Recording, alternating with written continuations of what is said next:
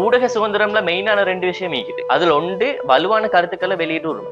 ஏண்ட கருத்தை எனக்கு வெளியிடல. இந்த நாட்டுல கருத்து சுதந்திரம் நீக்குது. அரசியலமைப்பு தெரியுமா? கான்ஸ்டிடியூஷன். ஒரு நாட்டுக்கு கான்ஸ்டிடியூஷன் உண்டு. இந்த நாட்டுல சட்டம் எல்லாம் அதுல நீக்குது. அரசியலமைப்புல 14வது சரத்துல சொல்லப்பட்ட இது கருத்து சுதந்திரம் நீக்குது. வலுவான கருத்துக்களை வெளியிட்டு உரிமை இருக்குது. Right, number 1. நெக்ஸ்ட், புலனாய்வு செய்யும் உரிமை. இன்வெஸ்டிகேட் பண்ணி. சரியா? What is investigate? புலனாய்வு செய்யறேன்னு சொல்லும்.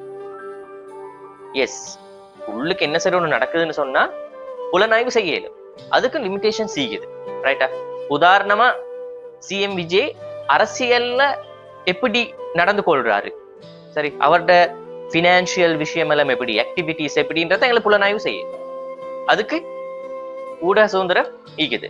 விஜய்க்கும் த்ரிஷாக்கும் என்ன ஈக்குது? அது இன்வெஸ்டிகேஷனுக்கு ஏலாம்.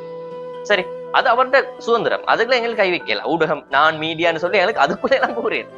சரியா? இப்ப விளங்கும். சரியா? இந்த நாட்டை ஊரையும் உலகத்தை குழப்பற யாருன்றது. சரிதானே?